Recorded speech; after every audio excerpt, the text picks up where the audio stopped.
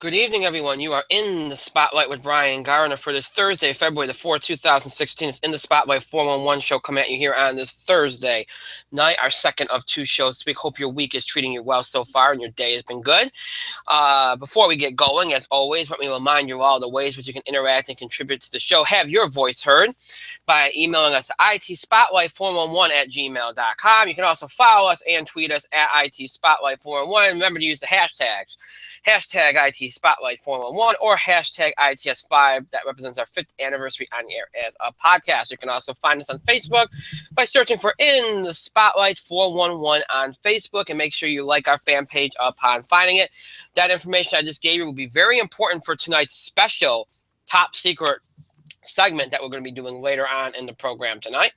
So keep that in mind. I'll get to that in a little bit. I'm emphasizing everything tonight because we don't have a lot to do tonight.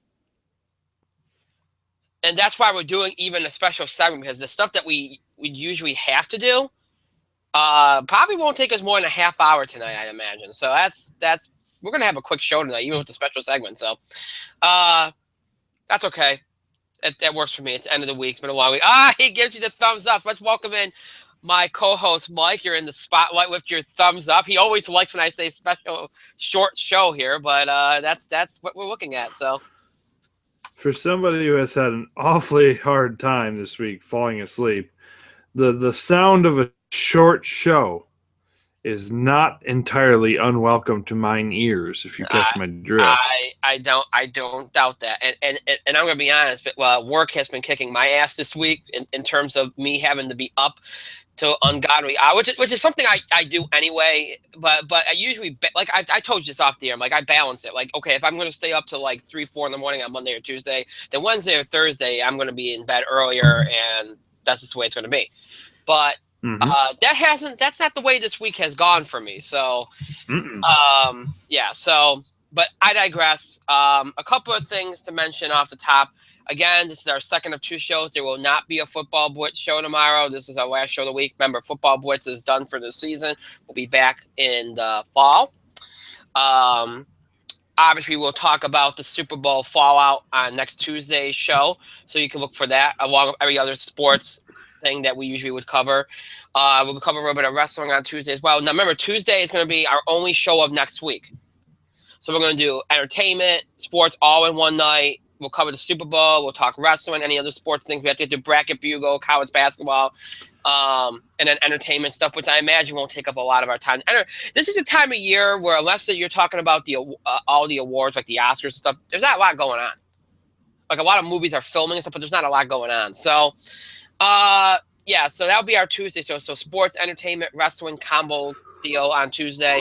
Next Thursday, remember, we are not going to have a show. We are preempted, so only one show next week. The week after will be a big week, as the In the Spotlight In the Spotlight Film Award ballots, nomination ballots will be due on that Tuesday. And then we're going to have a special all wrestling show that Thursday. So we'll talk more about that stuff next week.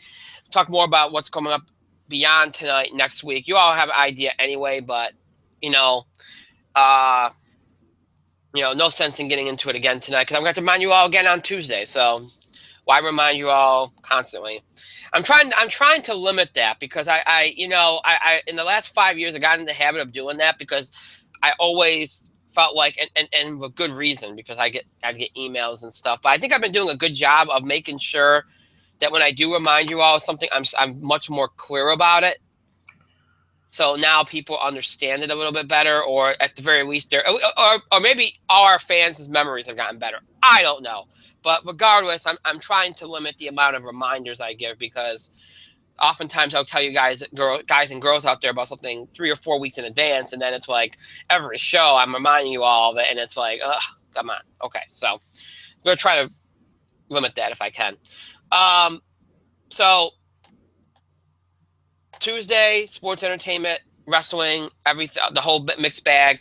And then next Thursday, again, we will not have a show. And then, of course, on Tuesday, again, we will cover the fallout from the Super Bowl. So we'll be talking about that, bracket bugle, wrestling, all that good stuff on Tuesday. One other thing. Oh, and as I said, 60 In the Spotlight Film Award ballots due February the 16th. And then for those that are wondering what the in the spotlight American Idol all-time performance rankings feature, we'll have a special show later in the month where we reveal the first wave of submissions, the first wave of nominees or rankings related to that. All right, so one more thing to touch on from the other night. We obviously had a host of technical difficulties on Tuesday's show, which I researched and I did my due diligence on. If you listen to the audio, it was fine. Go figure. If you watch the clips on YouTube, they were fine. Go figure. But for anybody that was with us live on Tuesday night, you probably had, at least the first hour anyway, it was kind of rough. And as my co-host noted numerous times throughout the broadcast on Tuesday, this is not our fault. It's not our fault. It was due to the weather. There were certain areas that were seeing extremely high winds. Of course, we would see them high winds later on. And that was the reason for the issue. We do apologize for that. I just wanted to touch on that so people knew. We speculated that was the reason, but I wanted to confirm that for people so that they knew why that was a situation on Tuesday. So apologies on that. All right, so what's the deal for tonight? Obviously, we're going to do our normal stuff, TV highlights, box office beat. There's a couple little entertainment things I'm going to touch on, and that's only because a lot of you asked. And honestly, that is more or less going to bleed into our special segment tonight. Now, everybody's been asking me, and I do mean everybody. I've been tons of emails, and a lot of people have been asking me, what is this special segment? What's the deal? Why is this top secret? Like, why aren't you talking about it? And as I said on Tuesday, one of the reasons why I didn't was because I wasn't sure how I wanted to go about this. If I wanted to be more random, more like live interaction, or I wanted to build up to it more. I kept going back and forth. Ultimately, I decided to go more random and less build up. Basically, what we're going to do is this. And the reason why we're going to do this is because it can go as long as we want it to. And judging by the fact that my co-host is yawning and I am very hoarse, and like I said, my sleep has not been good this week either, I anticipate it not going very long. But nonetheless, I thought it'd be really cool. And this is an idea. We've done a lot of different things on the show over the years. We've done rankings, we've done lists, we've done uncensored shows, we've done free form discussions about things. We've done a lot of different things, This kind of brings all that together in a way. Basically, what we're going to do is this, and I don't want you all to do it right now. I'll let you know when you can start doing it. And that's why I said at the beginning of the show was important. Email, Facebook, Twitter, because that's the way you're going to be able to participate by any one of those means. Since this is an entertainment show, I wanted to keep it strictly to entertainment and not sports. We might do this, if this works out really well tonight, we might do it for sports at some point when we need something to fill time. Basically, what we're going to do is a random thoughts segment related to entertainment. What that means is this. By email, Facebook, or Twitter, okay, later on in the program, you can send us a question or a comment for us to address related to TV, film, movies, music, whatever you want. You want an opinion, you want a reaction, you want our thoughts on something. Now, obviously, this is going to be for a reason. If you choose to send us something that we can't repeat on the air or something, we're not going to do that. And I'm going to be looking through and I'm going to be picking and choosing. So not everything's going to be read. Not everything's going to be addressed, as we always do when we do these Q&A kind of things or whatever. But that's what we're going to do. And I like the idea of it being more live, like okay, we're going to start this segment. People can start sending in things and then going about it that way. I thought it would be cool to do it that way. So that's why I kept it a secret, because I thought if I let you all know about it, you've been sending a ton of stuff in, and we have enough stuff coming in the email box anyway right now with the film stuff and that, film award stuff and that. So that's why I chose to do it this way. I think it'll be a cool segment because it's wide open, it's free form. So that's what we're going to do. That's going to be later on in the show. Random Thoughts Entertainment Edition. And you can start thinking about, don't submit stuff now. Do not submit stuff now. I'll let you know when it's okay.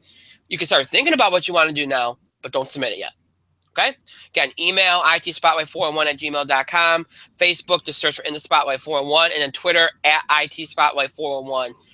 And remember, the hashtags itspotlight411 or hashtag ITS5 when tweeting us. It makes it easier to find those tweets. Okay? So that's what we're going to do later in the program. So now, without further ado, let's get right to it. We will start off, as we always do, with the box office beat. And, well, you know, sometimes these things get easy for us. And this is one of those cases. I mean, we all knew Kung Fu Panda 3 was going to do what it dominate. It did. First of all, it was a great week at the box office. Kung Fu Panda did maybe a little under what people thought it would. I thought a lot of people saw 50, maybe 55, 41.2. But then again, this is on the last week of January. This is, school's not out, nothing like that. That's pretty good for a late January release, especially an animated release. That's pretty good.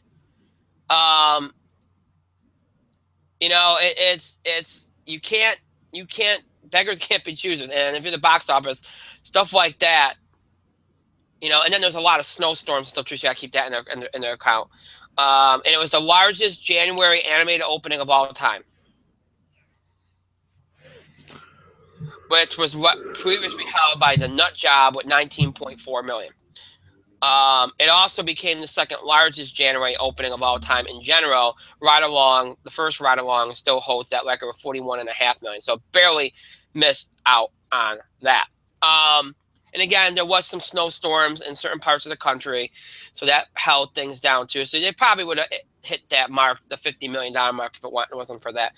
And then you had your holdovers that kind of made up for things in a lot of ways. The Revenant held strong, 12.7 million. Only dropping 20%. Star Wars held strong, 11.1, 21% drop off. Some of the other new releases, 50 Shades of Black and The Finest Hours, and Jane Got a Gun, did not fare as well. Finest Hours debuted at 10.2 million in fourth place, which is not very good, despite its high critical score. And that movie, I felt like that was what was going to happen. That movie looked good. It was promoted okay. I mean, you probably saw a trailer if you went to enough movies, but outside of that, and it was skewing older anyway, so I felt like that. And any movie that comes out that skews older this time of year is going to have a rough time because a lot of older audiences are headed to the Oscar movies like The Revenant, The Boy, The Big Short, them kind of movies. So, but 10.2 million for The Finest Hours in its first week. Right Along 2, 8.4 in fifth, continued to drop off sharply. But then again, that movie would always be front row. Dirty Grandpa. Didn't start out very well, but it's actually been holding reasonably okay over the last few weeks. Over its second week, I should say. 7.5 million, which isn't too bad. The Boy came in with 7.5 million. The Fifth Wave, 7.1, which again, it's far and away, not at all what they would have liked for it, Sony, but it is profitable. Like, its production budget was 38 million, so it only made 66 million. So we spent a lot. We talked a lot about this last week with Chloe Moretz finding a blockbuster movie to do big numbers. Well, this ain't going to do big numbers, but it's well over its budget. And that's why having a $38 million budget on a big budget movie like that is a smart move if you don't feel good enough about it. Now, I guess for some people, they felt like the small budget hurt the end of the movie, but, they're going to make a good profit off it. So 13-hour Secret Soldier Benghazi, 6.2 million. And it's going to make at least its budget. It's going to make its budget back. It's going to make a profit, but probably not exactly what they would have wanted for it as far as profits go. 50 Shades of Black, 5.9 million. That was a complete flop, but that had the makings of one. These spoof movies, look, unless you have a good enough, not plot, but if you pick the right thing, you could probably make some profit off it. I don't think people cared enough. So it probably should have come out a few weeks from now for Valentine's Day, or maybe like next week for Valentine's Day. It might have gotten more of an audience then. And maybe they might have feared Deadpool though, having a comedy right against Deadpool like that. Then again, isn't Zoolander coming out against Deadpool? Yeah, it is. So that would have been dangerous. I guess I could see why. I mean, there's nowhere else you really could have put it though. Very true. Very true. Outside of that, everything else under 5 million. You had some of your awards movies that have been doing good. Room, Spotlight, Brooklyn, Big Short, all between 1.2 and 3 million. And Jane Got a Gun, only from the Weinstein Company, only put in 835,000. But again, who knew that was coming out? A lot of people don't even know what Jane Got a Gun is. It's not like it got nominated for a lot of awards or anything. So that's not exactly a shock. Also, the Oscar-nominated short films for this year were released in a marathon viewing, and they made 559,000, which isn't too bad. So, but really no big stories. I mean, everything pretty much went according to plan. Some of these holdovers we thought that would do well pretty much did, only dropping 20%. Revenant and Star Wars. Kung Fu Panda was right around in range. Probably would have did exactly as planned if not for the snow. Finest Hours and 50 Shades of Black did a little worse than expected, but again, how much of that was the snow? Who knows? So not fairly straightforward. Yeah, fairly straightforward. Box office, not lot you can really talk about here. Mike, do you have anything to add before I focus in on this weekend? Star Wars is almost at 2 billion worldwide. Again, 50 Shades of Black. I agree with you. It probably should have, I mean, when else was it going to come out? But it really should have thought about, like, okay, if Valentine's Day is that's not what I want. If I'm trying to get release schedule, and I'm double fisting electronics here. Look, Hail Caesar is coming out. Okay, it probably you could have probably released it against Hail Caesar and been fine. Maybe. Or Pride and Prejudice and Zombies. It's not like they have the exact same audience. The 12th, you got How to Be Single, Zoolander 2, and Deadpool. The 19th, you got Race, The Risen, and The Witch. So I would have chosen either the 5th or the 19th to kind of, do your movie, because, maybe the 19th you got what? Your late Valentine's Day people. Sometimes they might go, sometimes they might kind of hold back a week just to avoid the crowds. And sometimes they might. You know what? I feel like they could have figured out a better way, but they didn't. So that's what they get. Yeah. No, you're right. But did it bomb totally? Well, it probably didn't have a big budget. So, what's really interesting is, we're talking about like it's a comedy, so it's maybe the competition is what drew it back a little bit, like put it in January. I've noticed, last year there wasn't a whole lot of comedy last year. And this year we've got 50 Shades of Black, Hail Caesar, Pride and Prejudice and Zombies, that romantic comedy is coming out, Deadpool's coming out, Zoolander 2, which looks hilarious. And that's so you got a lot of movies coming out. That's just in February. No, comedy specifically. If you go into March, there's a lot. They really needed comedies, though. I mean, Jesus. There was none last year. They really needed it. I mean, it was depressing. There's like a comedy a week, it feels like, for most of this year almost. It's kind of interesting. I like that. I prefer that. Well, I mean, it's funny. It's funny I forgot this conversation, because I think maybe that this conversation came up with me and somebody off the air a couple of weeks ago. And we were looking at the release. For some reason, we're looking at like the year, because, like I said, and I say this all the time, there's a big movie that comes out every week now. There's no kind of lull anymore. But we're looking at the releases, and I said, boy, what did all the comedies do? Decide to skip out on 2015 and pack them all in 2016?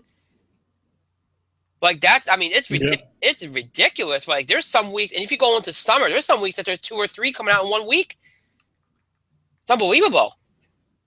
Yeah. But it's a good thing, because we had none last year, so it's kind of like making up for lost time, I guess. But Well, while we're on the subject of movies like Hail Caesar and Pride and Prejudice and Zombies, those are two of your highlight films for this week. What's interesting to me is we're so used to Valentine's Day, the week before Valentine's Day being the week that you see a lot of Valentine's Day movies. Well, you're getting a couple this week. You're going to get a couple next week, and you're even going to get a couple coming out of Valentine's Day. Well, actually, no, you're not. It's the first 2 weeks, and then that's it. Well, you got a couple romantic comedies coming out in March, but yeah, you're getting a romance movie this week. You're getting a comedy that kind of appeals to both sides of the coin. And then Hail Caesar, which could appeal to both sides of the coin as well. And then next week, you're getting a romantic comedy, a straight up comedy, and Deadpool, which is kind of parodying romantic comedies. So Deadpool, which is awesome. So yeah. Yes, so you got, I mean, it's fairly interesting, but you got a little bit more in the terms of Valentine's Day offerings this year than you normally would. And what gets me is you got some movies that play to both males and females, and you got some movies that might look to benefit off the old piggyback effect. Like, okay, we're going more into male audiences, but we're going to come out in a weekend where maybe women might go see this movie. So you kind of trade off, like, okay, I'll go see this movie if you go see this movie with me. That whole piggyback thing we talk about all the time. So, you got both of these things in play here over these next couple weeks. So there's a lot of Valentine's Day offerings. There's no excuse to not find something to see. But we're not going to talk about next week, which will feature Deadpool, How to Be Single, and Zoolander 2. We'll talk about that next week. What we're going to talk about this week is the 3 new releases, and that is The Choice, Hail Caesar, Pride and Prejudice, and Zombies. The biggest release is Pride and Prejudice and Zombies from Sony Screen Gems. The comedy opening in 2,931 theaters. Starring Bella Heathcote. You might know her from Dark Shadows. Jack Houston, Lily James, Sam Riley, Lena Headey. Natalie Portman's a producer on this. This is a movie. It's only $28 million budget, so if it strikes gold, it could end up striking gold and making a good amount of money if it's low budget. This is a movie that when I first read this, okay, I read about this movie about a year and a half ago. I looked at it and go, oh, it's got to be a spoof movie. I guess to a degree it is, but not really. It's more in the vein of like it's like I think you mentioned a couple weeks ago, like in the same vein as Abraham Lincoln Vampire Hunter. Yeah. It's the same thing. Yeah, it's the same thing. It's not like, so I don't want people getting the wrong idea. It's got like satiric elements to it, like elements of satire to it, but it's not like that. It's more along the lines of your Abraham Lincoln Vampire Hunter kind of movie. It's just got a smaller budget than that movie did, which I wouldn't put it past the studio to have given this movie a smaller budget because of Abraham Lincoln Vampire Hunter.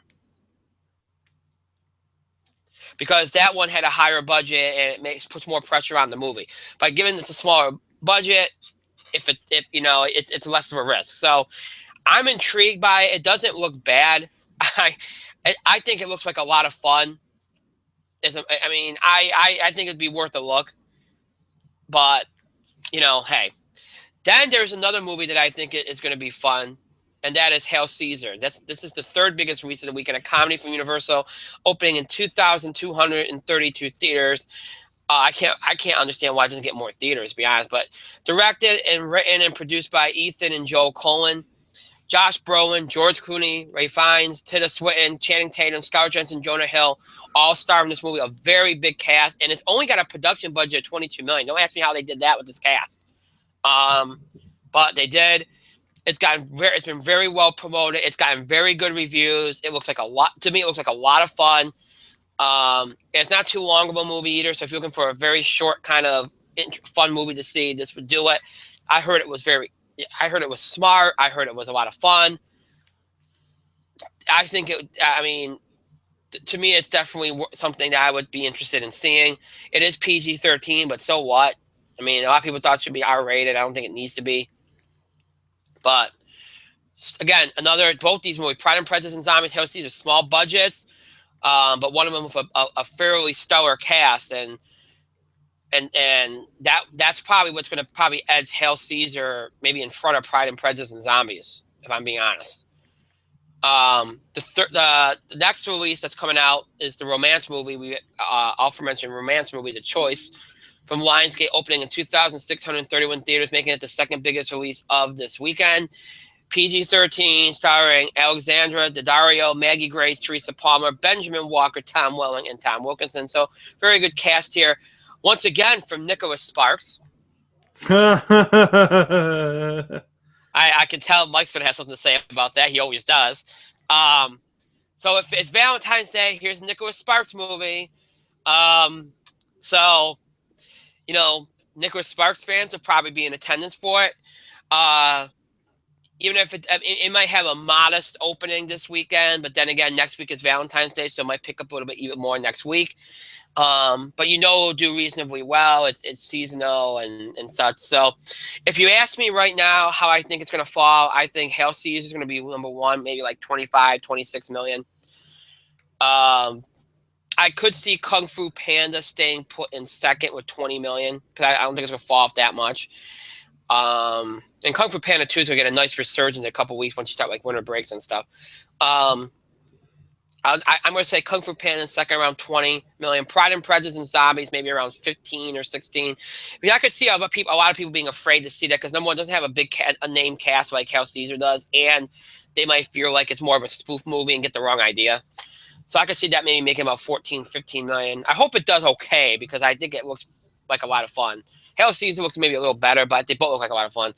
So Pride and Prejudice and Zombies around 15 million, and maybe The Choice around 11 or 12 million. And then everything else will be under 10. You'll probably have The Revenant and Star Wars around 7 or 8, right along around 5 million, and so on and so forth. So Mike, anything else to add to this week's lineup here? I kind of want to see Hail Caesar, but that's pretty much it. I don't really have too much to say about the box office. It is what it is. So let me know when Deadpool comes out. Although I do want to see Hail Caesar. It does look like a lot of fun. I'm willing to put money down to see Hail Caesar of all things. So good cast. Yeah, I'm aware of that. All right. I know. I'm just saying. Just making. All right. So I said there wasn't a lot to go on. Well, there isn't a lot to go on. That's really all the box office comes down to this week. Now, next week, you have 3 new movies. Of course, next week, Valentine's Day weekend, so that will be in play. You have the biggest release of the weekend, Deadpool, which is R-rated, thankfully. And then you have How to Be Single, a romantic comedy, and Zoolander 2, a comedy. So, and a release that's expanding in Southbound, a horror thriller. So you got all that coming at you next week. So it should be a very big weekend. Deadpool's already projecting in the $50 to $60 million range for next weekend. And I think Zoolander's projecting around 20 to 30 right now. So it should be a big weekend at the box office. Plus, you got all the holdovers from this week and the previous week. So it should be a big weekend.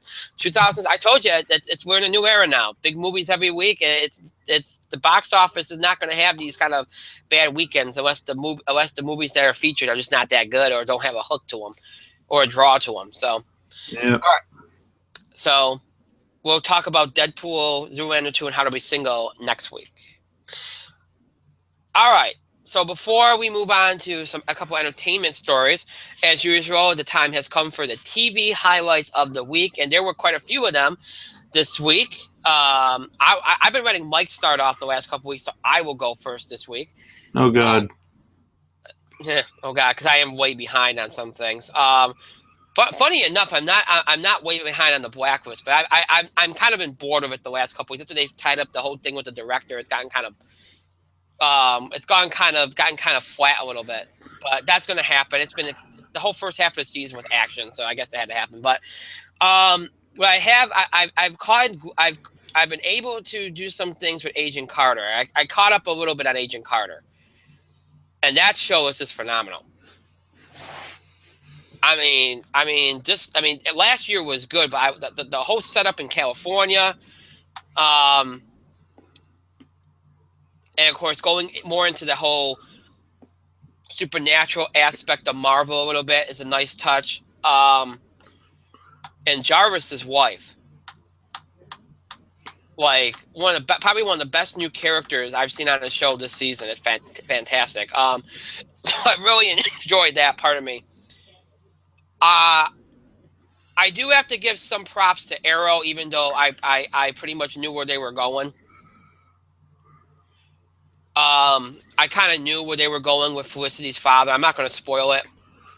I like the idea. I do. I'd like the idea more if they made Felicity into what I think they should make her into on the show. But they're kind of resisting that option, I guess, anyway. But I do like what they did there. I thought this episode was much better than the previous week. So that was good, I thought. Flash is kind of losing me a little bit. It might just be because things, again, sometimes you have a big mid-season finale and a mid-season premiere, and then you kind of come back off that high a little bit, and then you start, going through like a few filler episodes to build, and then you start to build up to the finale.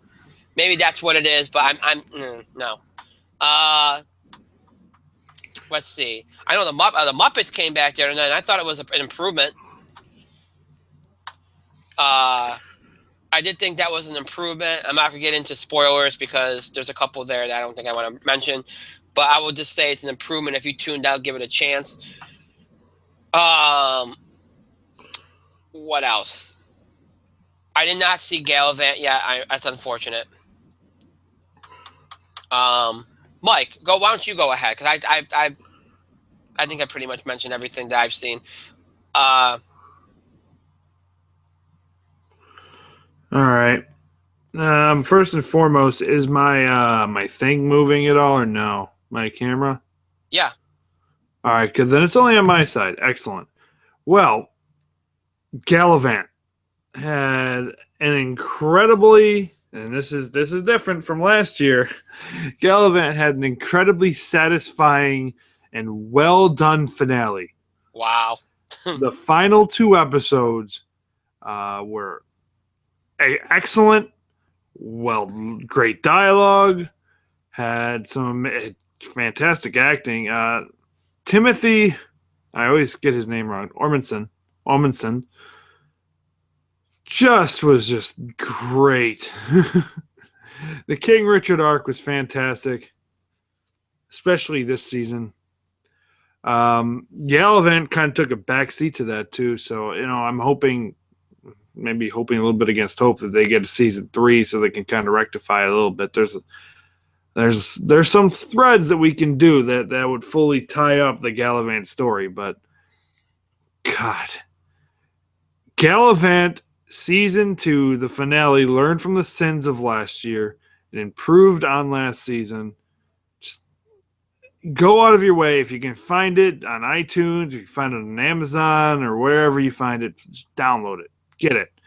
I don't know if there's ever going to be a DVD release of Gallivant. I think that is absolute bullshit. I think it's especially a good way to kind of make that cost back. Hint, hint, ABC. I'm hoping it comes back. I mean, God, you put it up against the NFL, the Golden Globes, and any other thing on television in mid-January. It pulls in decent ratings, pulls in decent DVRs. It's a great show, great soundtrack. Gallivant season 2 was great. I am behind on Arrow. I'm now 3 episodes behind on Flash. I am 2 episodes behind on Agent Carter. I did catch up on Murdoch Mysteries, which is also called The Artful Detective. He airs on Ovation. It's a Canadian series. Obviously, they got that one. They got that last September. We get it in January here in America. The first episode of Murdoch Mysteries was absolutely really, really good. It was very intelligent. It's kind of one of those it's a period piece like Agent Carter. Only unlike Agent Carter, it goes further back, early 1900s Toronto. Just very, very good. It has really come into its own over the last 4 seasons. Unfortunately, we're losing a couple characters this year. But Murdoch Mysteries is a worthwhile watch, or Artful Detective on Ovation, if you get it. It's a very worthwhile watch. And Ovation's a good channel. It's good for more than just Boston legal repeats. I like Boston Legal. I like Boston Legal now. I'm sure. The only thing I hold against it is that the Emmy should have never have rewarded James Spader one year. They should have rewarded Martin Sheen. Yeah. So that's the thing, but because I like Boston Legal, The West Wing was the best show, and Martin Sheen deserved an Emmy for that, but especially since the rest of the cast got it. Yeah. But that's just my feeling. But Murdoch Mysteries or Artful Detective is an absolutely fantastic detective show. You find it on Ovation. Gallivant, go out and watch it. I'm probably going to spend parts of this weekend trying to catch up on my television watching. Let's just be clear here. I'm usually not this far behind, but this month, at the end of January to early February, has just been an awkward, interesting, television time for me. Yeah. But it is what it is. And I fully endorse the whole folks. Let ABC know that you want that show, Gallivant, to stay on the air. Yeah, the numbers are not good. They're not. Everything I've read and heard is not good. So get it. They don't make a decision until the end of April. So get out there now. Buy it on iTunes. Petition. Do what you have to do. Twitter campaigns. All that kind of stuff. Go for it. If you let them know, look, they it's a mid-season kind of thing. So there's always a chance they could bring it back. So, all right. So now we go to there's a couple of entertainment news things that we're going to talk about really quickly. A couple that you all emailed us about and that you wanted us to address or react to. This one was sent us apparently. This one was apparently sent by one of our fans and directed at my co-host because apparently they know he's an anime fan. Yeah, kind of. Obviously, you know that there is going to be a Ghost in the Shell movie. Yeah, I'm aware. With Scarlett Johansson, which apparently has now changed hands to a different studio. Nonetheless, they have casted the villain known as the Laughing Man today. Okay. And it's going to be played by Michael Pitt. So I don't know. Again, Michael Pitt, of course, of Hannibal and Boardwalk Empire. Keep in mind, Ghost in the Shell is being directed by Rupert Sanders, who directed Snow White and the Huntsman.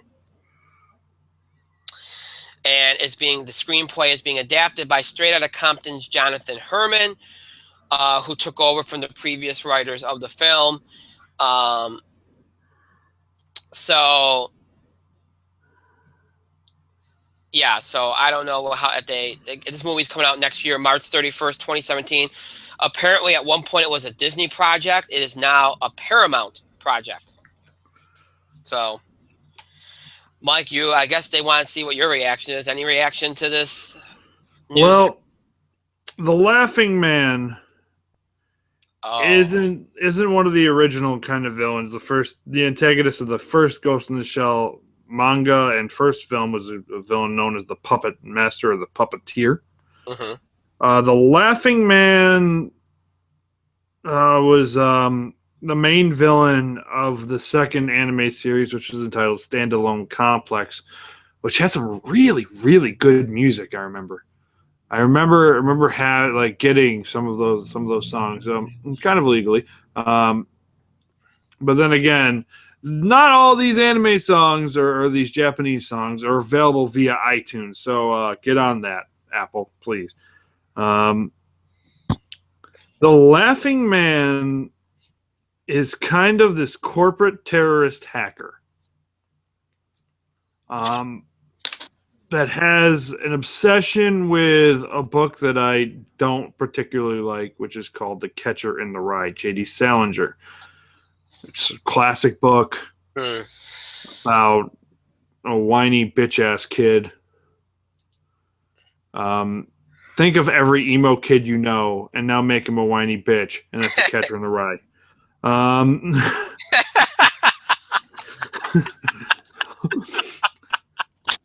But the Laughing Man, is a hacker who is he is able to edit out his presence and cover up his face with his logo. He's obsessed with the Catcher in the Rye. Look, eventually the chief gets him in the end. So it's not my favorite. He's not my favorite villain, but then again, Ghost in the Shell is not an anime that I really followed when I was really kind of into anime. It was something I kind of watched here and there. I know I've seen the Laughing Man logo everywhere during that era. But go ahead, finish. Go ahead. Well, he's a more recent villain, so I'd understand why they'd kind of go with him, because Standalone Complex was a pretty popular show in the early 2000s, maybe 2004, 6, something like that. Right. But Ghost in the Shell, the Major is always one of the coolest characters. She was like one of the original ass-kicking female characters of that anime period. Like, she didn't take any shit. She fucked you up. She was the badass in the series. Major Makoto. I'm going to screw up the name. It was like Kusanagi or Kisanagi, something like that. And her number 2 is Bateau, who was a giant kind of robot guy. He was voiced by Richard Epcar, who I met. Richard Epcar is and I met his wife at a convention. Richard Epcar is a fabulous voice actor. He took over voicing a couple of villains in Kingdom Hearts. Oh, kind of why I was excited to meet the guy. But he is a very prominent voice actor. Very nice guy. I'm going to finish this up by saying, if you ever get the chance to meet Richard Epcar or his wife Ellen Stern, go for it. They're super awesome people, and we should get them for this show sometime. But yes, I am excited, I guess, for Ghost in the Shell, the movie. I will see it, but you're excited about it. To an extent. It's not like One Piece. Well, I'm going somewhere with this because it has the backing of Steven Spielberg. Yes, it does. But you know what else it has? It's also produced by Avi Arad. Never mind. Don't care. I'm done. which might be why it changed hands from Disney to Paramount. Just saying. Well, I'm done. Sorry. I was excited. Now I'm not. I'm sorry I burst your bubble, but I had to be honest with you and give you a forewarning about that. And I appreciate the honesty. Thank you very much, sir. Anything with the name produced by Avi Arad attached to it is going to be a turd sandwich. Close your mouth. Close your wallet. Watch a good movie. I hear Christopher Nolan's doing Akira eventually. Yeah, that might be good. That might be really good. Let's get to some more news. Another big story this week. The Flash and Supergirl will be crossing over in March, which is interesting because there was a lot of talk early in the season that might not be happening. Grant Gustin's Flash will be making his way to National City and crossing over into an episode of Supergirl on Monday, March the 28th. So this apparently leaves it open for Arrow to participate in this, should they, actually care enough to do that. Reactions to that. I don't like the Supergirl show, so this sucks, but I like the fact that they're trying to get all these shows together and continuity-wise and such. It's too bad that it's not going to have anything to do with the movies, because they could do something like Marvel is going to do by doing this. But, I mean, it's a cool idea. I mean, I'll probably check it out just because I want to see what they have the Flash do on the show. But it's a little weird because it's a little weird because I think they're about to do. I think the episode next week for Supergirl, they're going to have a young Clark Kent at like age 8 or something. So it's going to be kind of weird to see Flash, older, and then Superman being like a little kid. But anyway, it is what it is, and I like the fact I guess they're trying to tie the TV shows together at least a little bit. Well, they implied that Superman was one of the major figures behind Kara. kind of be there. They keep referring to, and see, I'm not super familiar with this either. They keep referring to as like her more famous cousin, you know? Right. So. Right. I mean, that's not a bad. It's cool that they're connecting things. That's all I can say. Big casting news today. Dan Stevens, Aubrey Plaza, and Gene Smart were cast in FX's X-Men spinoff Legion. Been all waiting for. I was just saying to Mike the other day off the air. I was wondering if there's any news on any of these X-Men shows. FX now say Dan Stevens will be portraying the role of David, the son of Charles Xavier, who is described as diagnosed as schizophrenic at a young age. He's a haunted man trying to find his way back to sanity, but getting tired and is about to give up when he meets the girl of his dreams, who I'm guessing will be played by Aubrey Plaza, who is playing a girl called Lenny, David's friend, who, despite a life of drugs and alcohol abuse, knows that any day now her life is going to turn around, which gives Lenny the likable energy of the impossible optimist, apparently.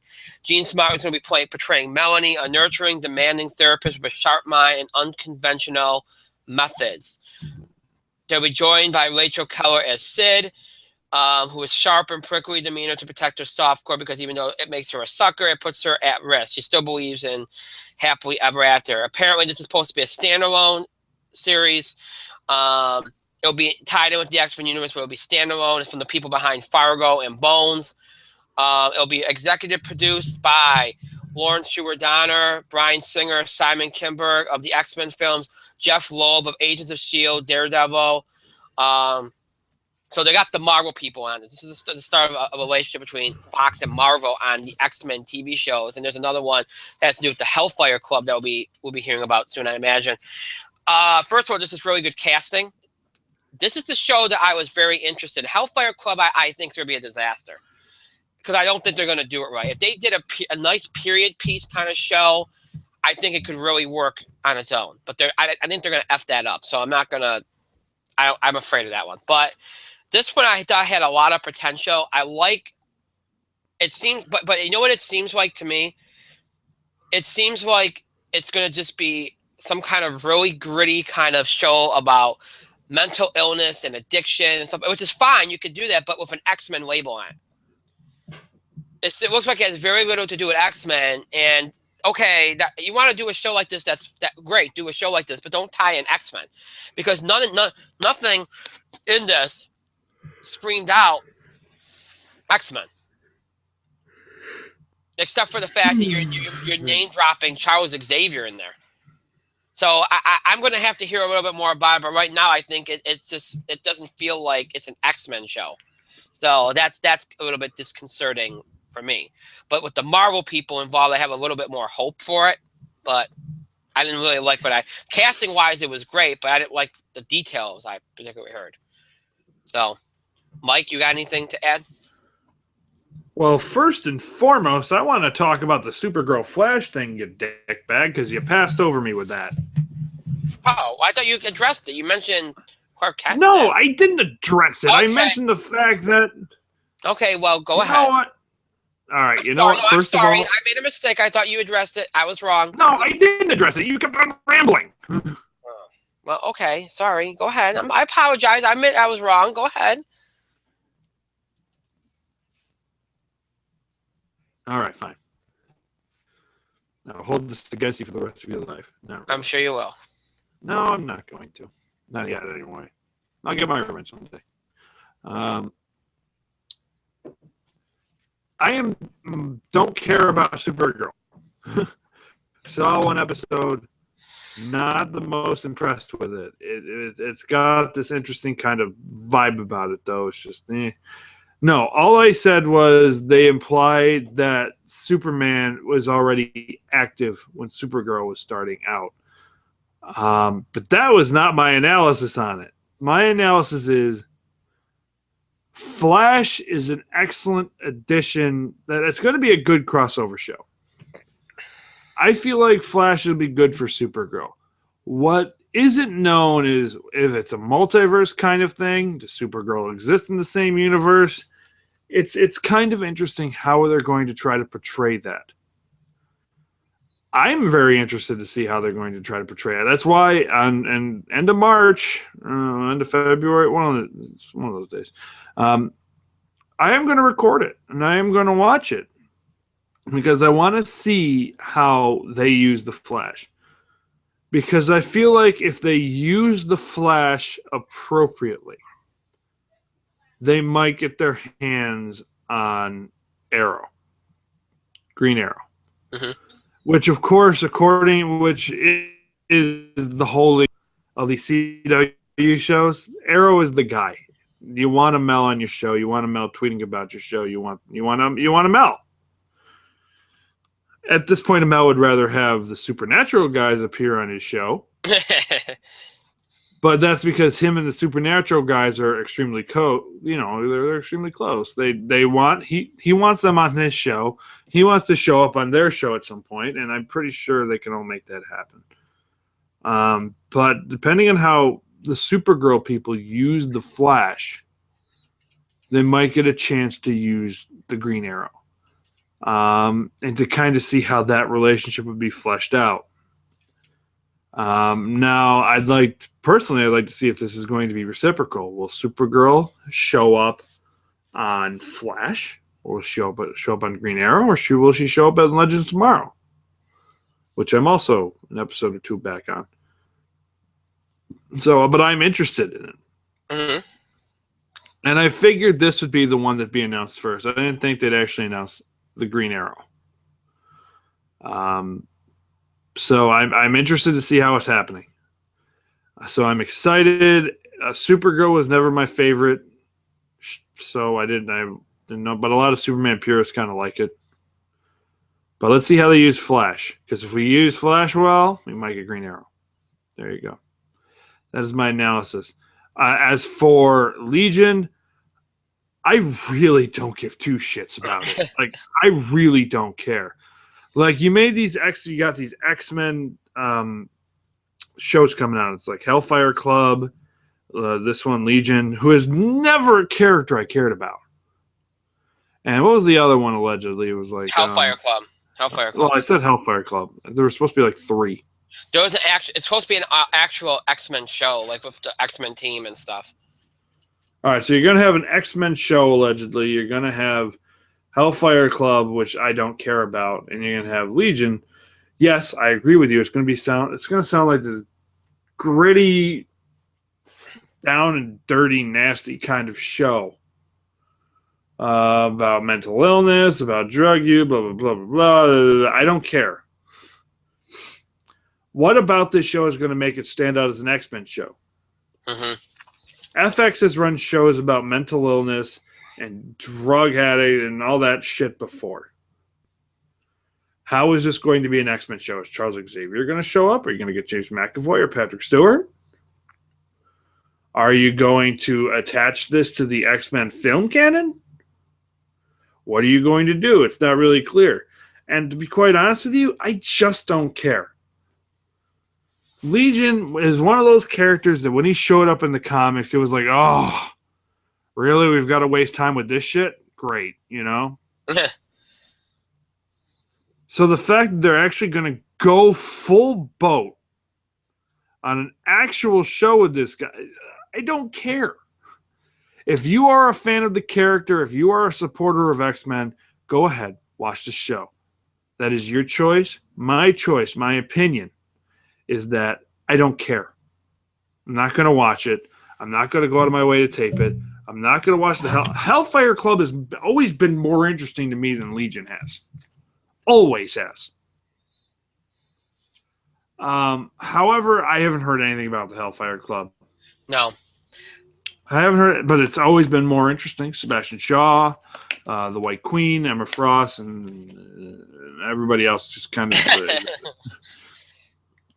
You know, it'd be really cool though if they did Hellfire. You know, they could do like a Boardwalk Empire kind of feel thing for Hellfire Club and make it work if they wanted to. They could, and it'd be fine. However, they're not. I doubt it. But yeah, I know. No, I agree with you. Oh well. That's my issue. It's going to flop big time because they're not going to do right by it. I think anything but like a mainstream X-Men show is going to flop at this point. So They could probably get away. I mean, they're not going to do it because they're going to do an X-Force movie, but they could get away with an X-Force show, maybe. Yes, especially if you get somebody like Psylocke in that. Maybe you get someone like, oh, who was that? Like, the dude with the trench coat. I forgot what his name is. I know who you're talking about. I can't think of his name either. No, it's not Gambit. It's not No, Gambit. He's got a no. mask. I can't think of his name for the life of me. I know who you're talking about too. He was in the most recent X Force. Yeah, I know who you're talking about. I just can't think of his name. Phantomex. Phantomex. Oh. I had to look it up. His name is Phantomex. Yeah. Something like him would be interesting. Usually it's a good role for Cable. Although the best version of X-Force included Phantomex, Psylocke, Angel, Deadpool, and Wolverine. Yeah. That was the best version of X-Force. Yeah, agreed. Although it was always a Cable team, so who knows? Well, we'll see, but it doesn't. None of these inspire a lot of hope in me, except for the actual authentic X-Men show. So, one more thing, we are getting a Zorro reboot. Apparently, Jonas Cuarón is going to write and direct a new Zorro movie called Z. Production begins on the film this summer. This was sent to me by one of our fans. I don't quite know how to react. There's been a lot of Zorro movies. I'm not surprised there's going to be a Zorro reboot. I'm surprised it's taken this long to make a Zorro reboot. I don't really have an issue with it. As long as I mean, look, I don't really have an issue. I'm not a big Zorro person. I mean, I've seen the movies. You know, it's not like I'm going to be like on the edge of my seat waiting for it to come out. But if it looks good enough, I might be inclined to see it. But I mean, good. I mean, I don't have any other reaction to it. I just surprised it took this long. Mike, you have any reaction to that? I like Zorro. I actually watched some of the classic movies way back when. They're really cool. I watched the Antonio Banderas ones. Those are pretty sweet. I'm surprised it did take this long for a Zorro reboot. I don't know how popular it's going to be now, but I'm hoping for the best with it. But you know, I don't know. Zorro's got a place in the current television world. Maybe he does. I hope he does, because I think that type of action, that type of escapism, is really needed in the current television market, especially if you're going up against the gritty and dark Legion from FX. Well, it's coming to it's going to have a movie first before it has a TV show, but. Well, I know, but you got all the gritty and dark and you need something a little bit more like Swashbuckly and something like that. I think it might be good. Yeah. I don't know. I need to see a trailer first. Yeah. All right. All right. So we addressed enough news and notes from this week. Now if you'd like to submit some random entertainment thoughts, you may do so now. So please start doing that. Again, this can be about film, movies. Movies and film are the same thing. Duh, Brian. Wow, you can tell how much sleep I've gotten. Movies, TV, music, that whole deal, any of that. Again, could be a comment, could be a question, general thought, anything you want, thoughts on, reactions, comments, etc., etc., etc. Wow, they're coming in quick. I thought I was going to have to ramble for another minute. Wow. Oh, thank God. Yeah, I know, right? All right, so let me see. So, of course, please feel free to use Facebook and Twitter, too. Just don't use email because it doesn't really help promote us very well. Somehow I think we're still going to get emails. So, but anyway. All right, here's that one right here. You guys talk all the time about what your favorite movies are of all time or what movies you think are good, but you don't really say a whole lot about what you think the worst movies of all time are or what movies you think are bad. Although you do have a propensity to talk about Michael Bay movies and Joel Schumacher movies being bad. All right, let me stop right there. On your worst movies of all time. Stop right there. Yeah. Joel Schumacher movies are not inherently bad. That's true. What Joe Schumacher did to Batman was inherently bad. But Not Joel Schumacher is not the worst director ever. Michael Bay is.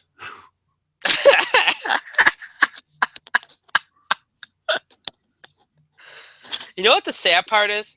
Let me just say. Let me try to be fair here. Michael Bay Michael Bay, early in his career, made good movies. He had quite a few good ones.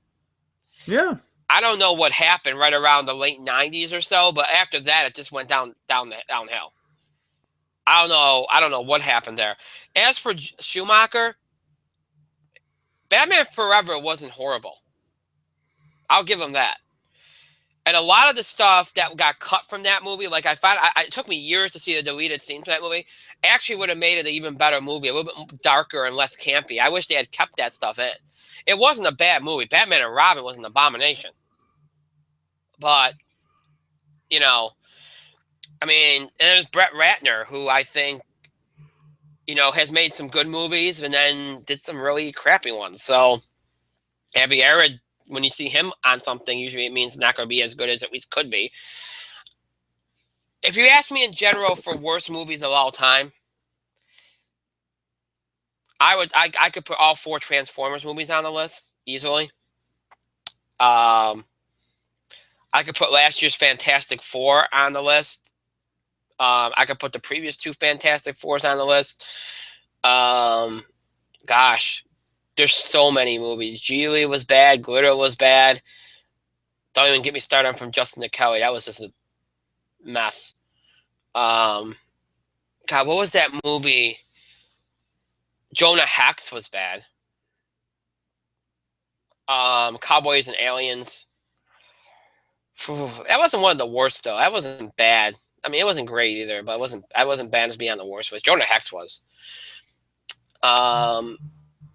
Gosh, there's so many bad ones. I mean, I don't even know where to start. I just rattled off a bunch for you. Man, Mike, you have any really bad ones that I haven't mentioned? What's funny is my Hangouts just restarted, so I'm not sure what exactly you said. Okay, Jonah Hex.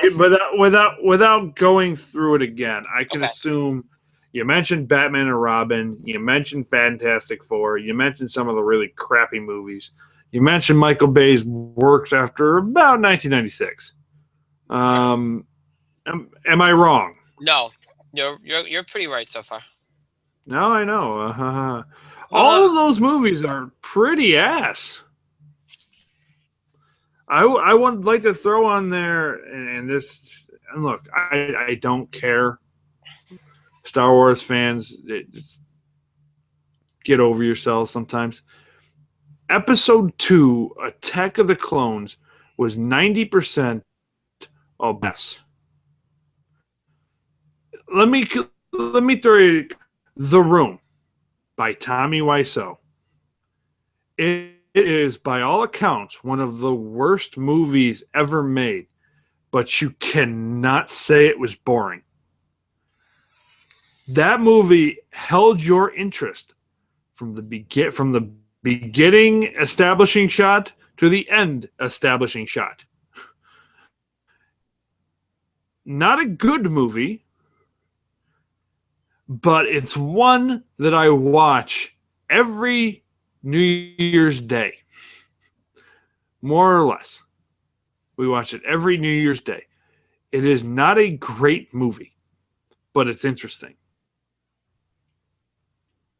Attack of the Clones was a bad movie that was boring until Christopher Lee and Yoda had a really good 6-minute fight scene.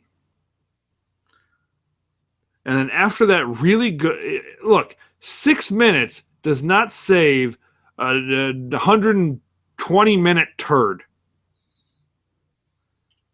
Attack of the Clones was terrible. Phantom Menace was pretty terrible. You have Liam Neeson, you don't know what to do with him.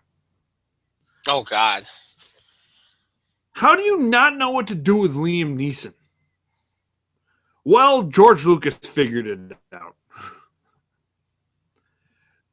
Phantom Menace was not good. Attack of the Clones was probably the worst movie in the Star Wars canon.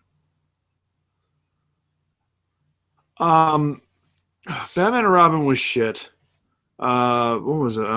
Ghost Rider was a special kind of awful. It held your interest at times. And it was, and let me put this out for comparison. It was way more interesting than Attack of the Clones, but that was just a really bad movie, and I wish I got my money back. But the final Fantastic Four, this recent one, I will always have a special place in my heart for being just a shitty movie that I hold a grudge against because it replaced Mr. Holmes, which was probably one of the best movies of last year, if not the best movie of last year. So I don't know. More recently. I don't know if you mentioned this one, but I would like to point out one of the worst movies ever made is being The Hangover Part 3. Oh. Did you mention that? Did you mention that one? No, I didn't. No, I didn't, but I'm glad you brought it up. The Hangover Part 3 was a shitty, unfunny comedy highlighting the worst aspects of the Hangover trilogy. Exacerbating the most annoying, stupid parts. It's when you're like, oh, well, people like Zach Galifianakis' character and Ken Jeong's character, those characters are good in small doses. Then you have a, awful cameo from Melissa McCarthy, which is just, her cameo 3 highlights some of the reasons why people just don't like Melissa McCarthy. It was unfunny and god-awful. The asshole director, Todd Phillips, went on social media and defended that piece of shit. And the general reaction to that is, okay, you stupid son of a bitch, I want my refund for sitting through your turd. In fact, if that movie was just 90 minutes of Zach Galifianakis trying to pass a kidney stone, it would have been a better movie than The Hangover 3. You know, that movie just sucked. I was one of the, fuck Todd Phillips for that one. I'm not going that far, but Hangover was good. The first Hangover 2 is okay. Brilliant. Second Hangover was all right. Go ahead. No, the first Hangover movie was really, really outstanding. The second Hangover movie was, and I'm agreeing with you, it was just okay. It had funny moments, you know? Hangover Part 3 was a shit sandwich. Am I the only one that to this day feels like, remember how one of the biggest criticisms of the second one was that it kept basically the same format as the first one? Yeah. And then he said, oh, the third one's not going to be at all like that. It's going to be a completely different thing. And I almost was like he gave a collective middle finger. And I like Todd Phillips. I'm not making any disrespect, but it was almost like, oh, guess what? You didn't like the second one? Well, here's a completely different format. Try this one on for size. And it ended up being complete.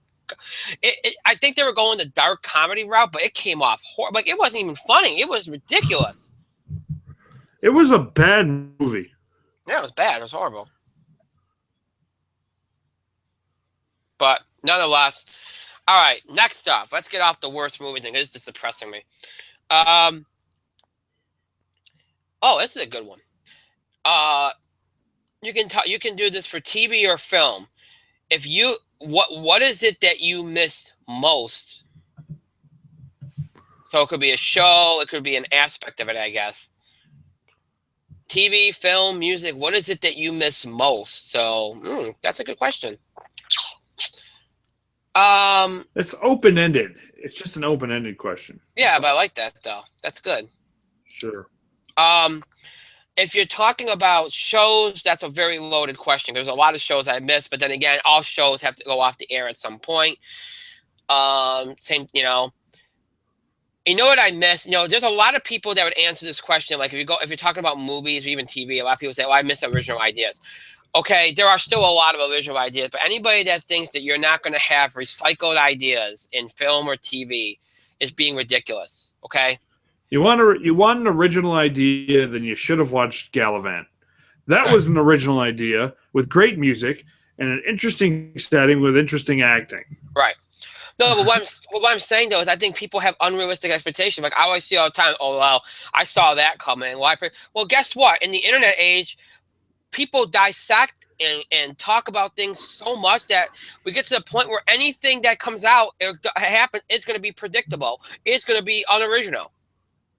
So you can't use that excuse. Yes, you want originality. Yes, put different spins on things and stuff. Yes, but that's not all. You acting like you should get that like 90% of the time is just being unrealistic. What I really miss, and this is why I honestly got miss, and I don't think there's anything you can do about it to get it back, is I miss spontaneity of it all. Now I know we live in this age where you know what the internet's there, it's there. You don't have to read it, you don't have to whatever, but it's there, and it's going to be on your Twitter feed. It's going to be on Facebook. Sometimes, if you like me, you go on message boards and stuff. You talk about shows with people because that's what you want to do.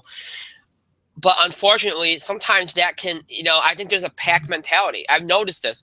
If somebody watches an episode and the first comment's negative, well, then 90% of the comments that follow are going to be negative. I found that out. Doesn't matter how good you deem a show. It's just the way it is. And I miss the spontaneity. I miss what I think was people spending. I miss people not all being critics, acting like they are. I miss people just being able to sit in front of the TV or sit in a movie theater, because that's right. People think, well, wait, oh, you do that? No, I don't do that. The first time I go see a movie, yeah, do I try to look at it and go, oh, is this good or not? Yeah, but I try to experience and immerse myself in the movie. I don't sit there and go, well, the lighting in this scene is very authentic and genuine. Like, I don't sit there and do that during a movie or a TV show. I try to immerse myself in the experience, and then, maybe later on I'll think about it and go, oh yeah, that was pretty cool, and go into it that way.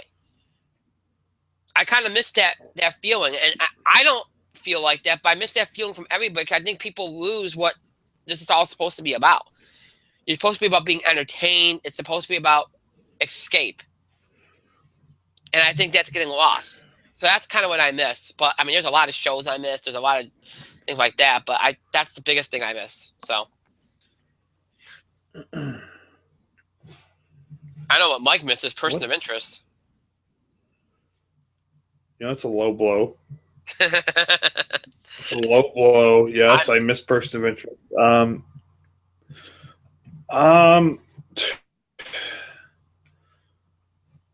I miss. Look, not everything's going to be original idea. I miss expanding on just really good ideas. I miss story. For a lot of things, I miss storytelling. I miss strong character development. I miss the fact that instead of listening to the general audience in general, I know I said general twice. General? That's fine. By the way, unrelated note, and I don't mean to. Sow or so? Or tap? You don't know either. That makes sense. Okay. No, I could barely hear you. You broke up there for a second. I apologize. All right. Is it sow, so, or tau? When you're talking about general. While you muse on that, because I was talking about it earlier and I couldn't figure it out earlier, which is why when I go to Chinese places, I say I would let and order it. I order can I get the generals? And I kind of hope that they tell me. All the time they don't. All the time they don't.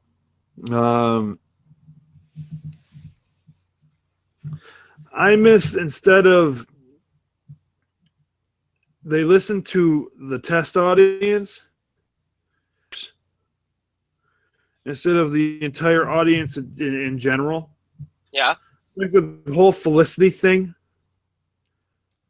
certain shows, this is talking about Arrow, certain shows listen to the most rabid parts of their fan base and ignore the general fan base at most because they just assume the general fan base will tune in. That is not always the case. You will drive away more viewers thinking that. You cannot listen to the most rabid parts of your fan base. I also hate pandering. Pandering sucks. I know it's a part of the television monster, but pandering's terrible. However, it's just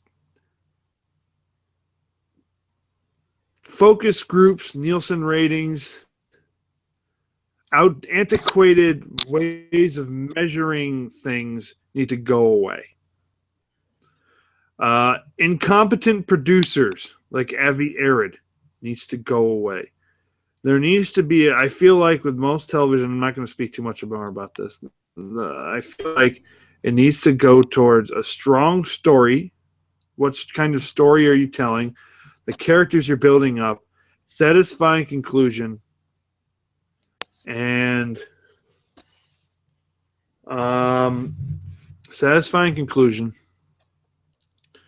And if you are doing more, leaving a thread or two open so you can kind of go onto that. So I guess what I miss is competency and basic story structure.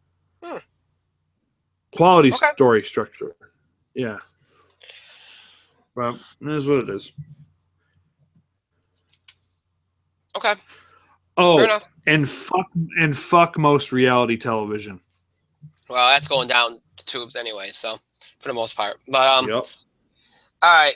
It took only 15 it only took 15 years, so you would believe you would think that. Yeah. Yet the Bachelor still gets renewed. Yeah. Survivor still keeps getting Amazing Race. Is that even on television anymore? But it'll probably win the Emmy. Yeah. All right. Next up. A lot of magazines often do a feature called Best Show You're Not Watching or Best Movie That You're Not Seeing. Do you guys have any of those? Gallivant. Well, Murdoch Mysteries. Gallivant would be mine. Well, actually, since Mike took Gallivant, I'll take another one, Agent Carter. Because those two struggle for some reason.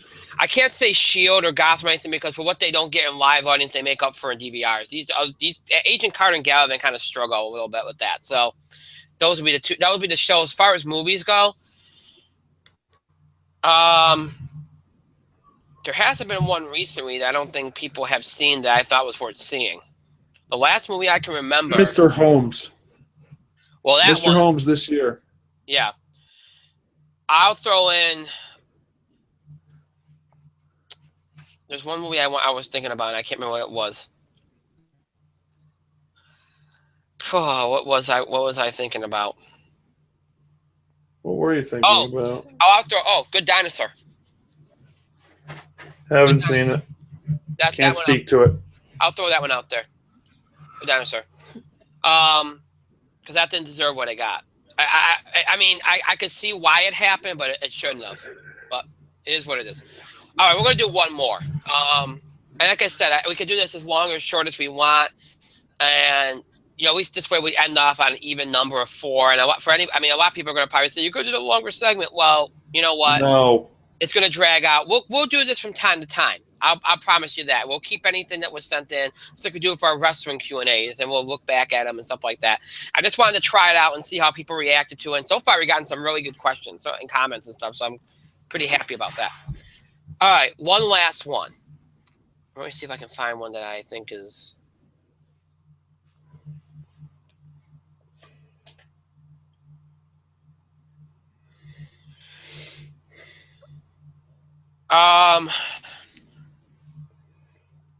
Well, Well, this one we could only address half. We'll go with this one because I think it won't take too much time. We can only really address half of it. Well, I guess maybe not. What are your guys' most anticipated TV and films of this year, 2016? The Return of Person of Interest. Obviously, that's my most anticipated thing on television. Maybe the news that Gallivant might come back. That'd be awesome. See, I don't know about TV so much yet because they really haven't announced it. So Yeah. that's what I imagine you were getting at. Yes, right. But Doctor Who may be coming back this year, maybe not. Sherlock's supposed to get another episode early next year, so I'm looking forward to news on that. As for movies, Deadpool coming up soon. What else is coming out? Captain America Civil War. Moana looks pretty good. Zootopia, I'm actually fairly excited for. Zoolander 2, I have a passing interest in. Help me out with some of these movies, Brian. I don't even. Well, let me throw this out here. Let me briefly just do this here. TV wise, Go right ahead. Like Mike said, it's kind of hard to do TV when we don't know, because a lot of that would be in the fall, unless you have some kind of like cable or subscription show or whatever that comes on before that. Although if ABC picks up Marvel's Most Wanted, I might be anticipating that. Otherwise, all my anticipated shows are shows that are already returned or are shows that are already on the air. So I can't really speak to that. As far as movies go,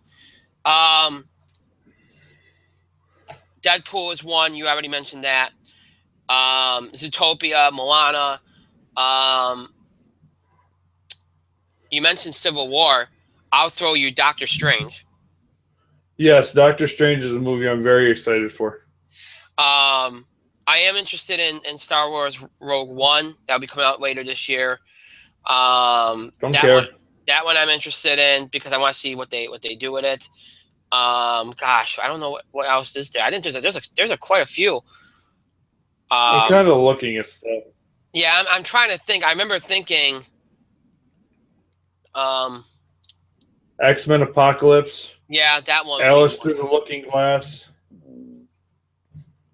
That's a definite. Teenage Mutant Ninja Turtles Out of the Shadows. Don't care. I'm good for Amel and Seamus. I heard Central Intelligence. Oh, Jungle Book I'm interested in. Jungle Book. Now You See Me Too. Yes, there we go. Warcraft looks interesting. I might be interested in Neighbors too. It doesn't look bad. Neighbors 2 doesn't look bad. I don't know if I'd go see it though. Let's see. Star Trek Beyond. Star Trek Beyond. I've got a passing interest in. Independence Day. I don't care about that one. Finding the next Dory. Ghostbusters movie. Yeah, Finding Dory might be good. The next Ghostbusters movie is coming out. I have no interest in that at all. Suicide Squad. Yeah. Pete's Dragon. Yeah. Huh. All right. I guess that's got Jessica Chastain, I believe. All right. Oh no, pardon me, not Jessica Chastain. Bryce Dallas Howard, I should say. I apologize. I got that wrong. Confuse them. Nothing really in September. You know what I heard is actually got October. You know what Gambit. Gambit's allegedly coming out this year. Yeah. You know what else I heard in the summer is another anime movie that might be pretty good. Secret Life of Pets. Yeah. Whenever The Little Prince comes out, I'm actually interested in that. I think that's March. Fantastic Beasts and Where to Find Them. That has Eddie Redmayne in it. And it might be the best Harry Potter movie of the last couple movies. You mentioned Gambit has an October 7th release date. I didn't know. Okay. Well, I'm looking at it. Rogue One, Assassin's Creed, but I have no hopes for that one. because that's an Avi Arad project. But next January features The Dark Tower. So as of next January, we're looking good there. You know what? So, I will throw this one out here too. I am interested to see what Assassin's Creed will be. No. I need to see a trailer. I need to see a couple trailers on that one. There's a lot of movies this year, though. There's an abnormal amount of movies, but I'm not going to get to all of them, obviously, and I know you probably won't either.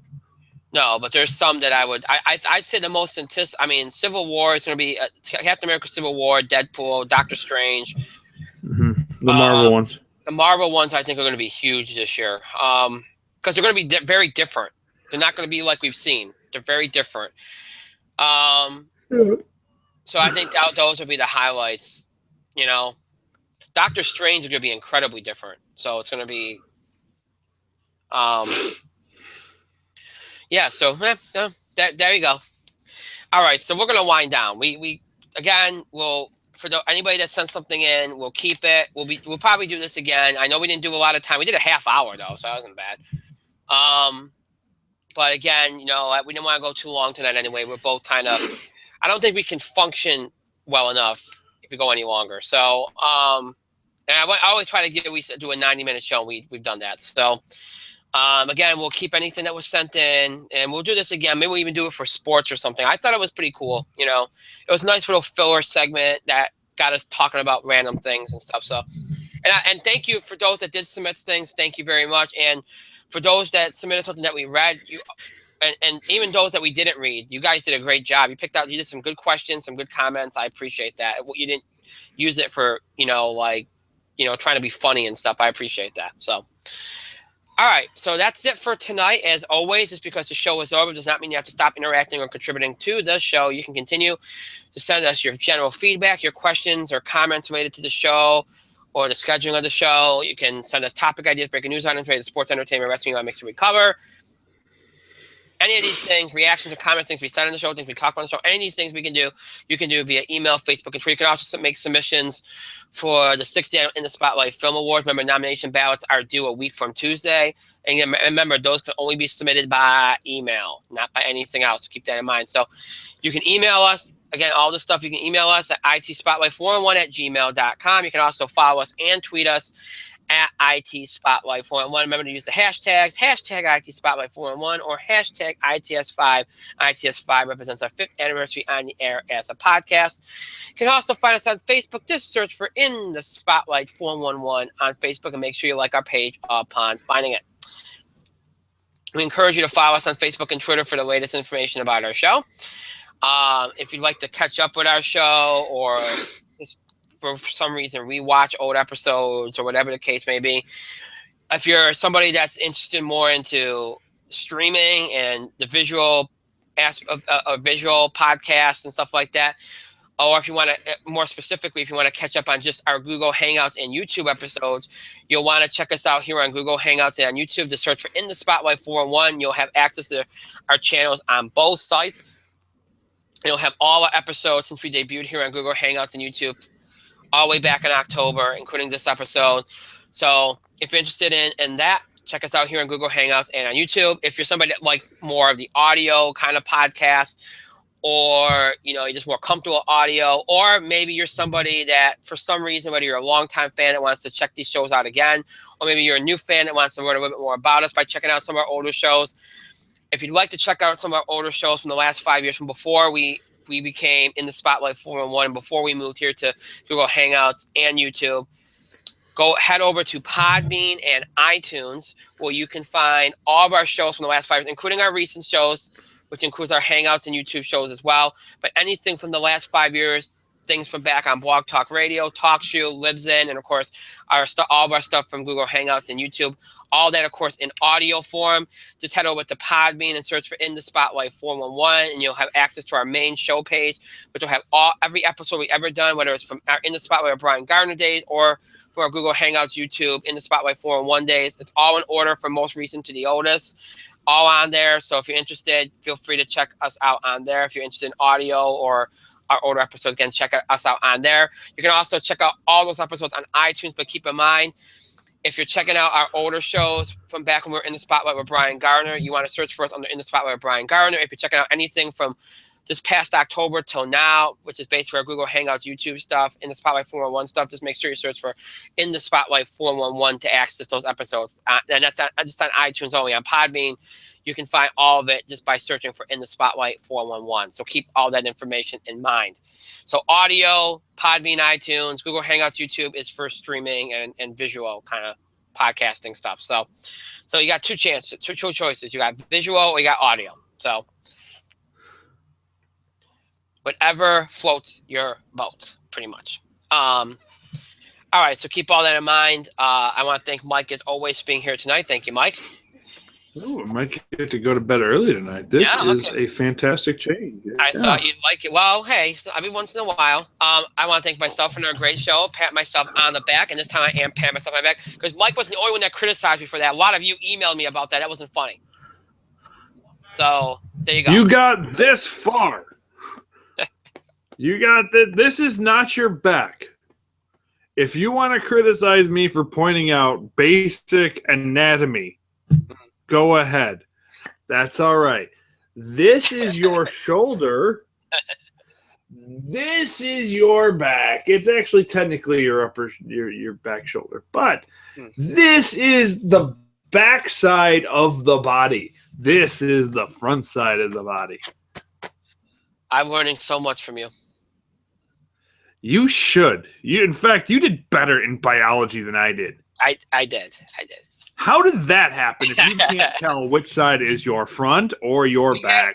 We had a lot of extra credit segments. Extra credit assignments, I should say. Segments. Wow, I got segments on the brain. That word's on my brain. Right? All right. Anyway, so I think, of course, I want to thank all of you for your continued support and contributions to the show. Thank you so much for watching or listening, whether you're watching this live or watching this in archive or listening to this in archive at some point later. Thank you so much. We appreciate it.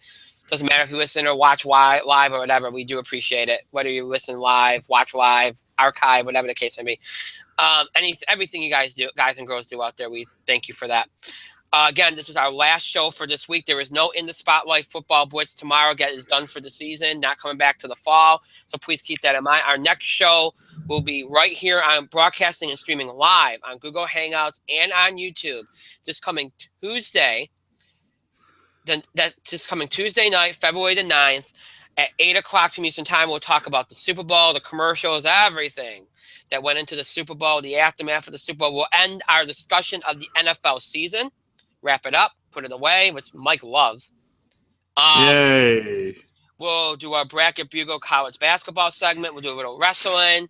And on the entertainment side, things, box office beat, TV highlights. I don't know if we'll do any entertainment news because it depends how much time we have. We probably won't have a lot. So all that will be a full show, and it'll be our only show of next week. Again, next Thursday, we are preempted. And then the following week, In the Spotlight Film Awards, 6th In the Spotlight Film Award nomination ballots due on Tuesday of that week. And then Thursday that week, we'll have an all wrestling show. So that's what's coming up. So until Tuesday, this coming Tuesday, February the 9th at 8 o'clock p.m. Eastern Time, broadcasting and streaming live here on Google Hangouts and on YouTube. That is our next show. Until then, I hope you have a great rest of your week, a great weekend, a great start to your week next week. We'll see you this coming Tuesday night at 8 o'clock p.m. Eastern Time here on Google Hangouts and on YouTube. Until then, have a good night, everybody.